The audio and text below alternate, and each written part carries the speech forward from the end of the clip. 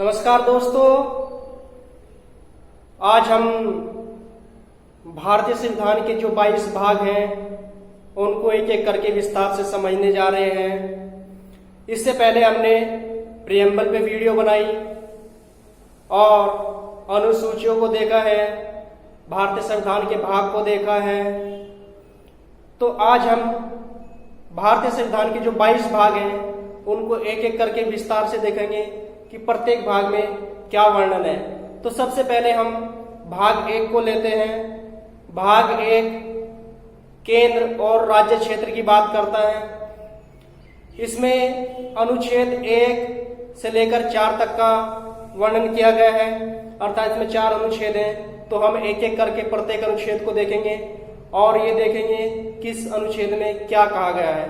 तो सबसे पहले अगर हम अनुच्छेद 1 की बात करें तो अनुच्छेद कहता है, या इससे पहले समझें कि हम भारत देश में रहते हैं। अगर कोई हमसे नॉर्मली पूछे कि भारत क्या है तो आपका जवाब आना चाहिए कि भारत राज्यों का एक संघ है, अर्थात India that is Bharat shall be union of the state.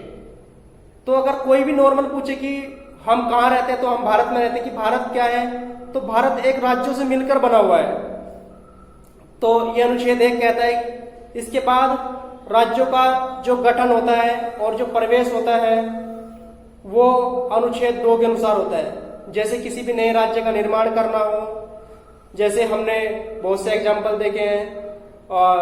2000 में उत्तराखंड राज्य, झारखंड और छत्तीसगढ़ मध्य प्रदेश से अलग हुआ है, उत्तराखंड उत्तर प्रदेश से अलग हुआ है और झारखंड बिहार से अलग हुआ है।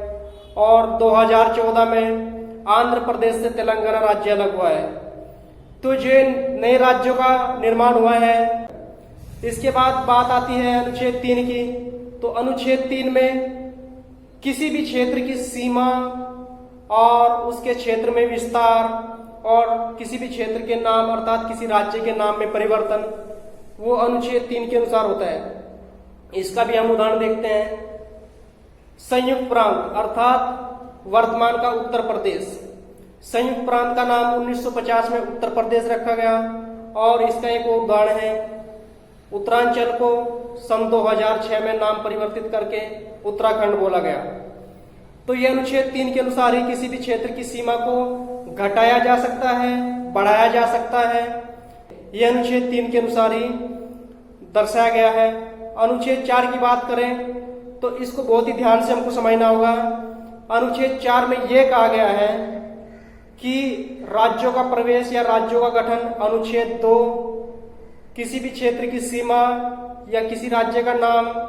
अनुच्छेद 3 यदि ये इसमें कोई परिवर्तन होता है या इसमें कोई नया परिवर्तन होता है तो इसी के साथ साथ अनुसूची 1 जो हमने पिछली वीडियो में बताई थी आपको, अनुसूची 1 अर्थात केंद्र और राज्य का प्रशासन, अनुसूची 4 अर्थात राज्यसभा में सीटों का बंटवारा, तो हमको उसमें भी संशोधन करना पड़ेगा।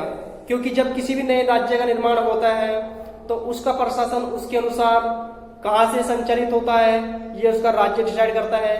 और उस राज्य से राज्यसभा में कितनी सीटें आ रही हैं ये वहां के क्षेत्र पर और उस राज्य को निर्धारित कर दिया जाता है कि कितनी सीटें राज्यसभा में आनी है। तो इस प्रकार अनुच्छेद 4 अगर देखा जाए तो जो परिवर्तन होता है उसको हम संविधान संशोधन अर्थात 368 को ना मानकर साधारण बहुमत से करते हैं। तो इस प्रकार हमारा जो भाग 1 है ये अनुच्छेद 1 से 4 तक है और यही राज्य का गठन, राज्य की सीमा में परिवर्तन, इस सब को दर्शाता है। ऐसे ही हम आगे एक एक करके सभी भाग को देखेंगे। तो आप मुझसे जुड़े रहिए और ज्यादा से ज्यादा मेरी वीडियो को शेयर कीजिए, लाइक कीजिए, सब्सक्राइब कीजिए। ऐसे ही मैं आपके बीच में आता रहूंगा और नए नए टॉपिक को लेकर। तो मुझे आशा है कि आपको वीडियो पसंद आई है।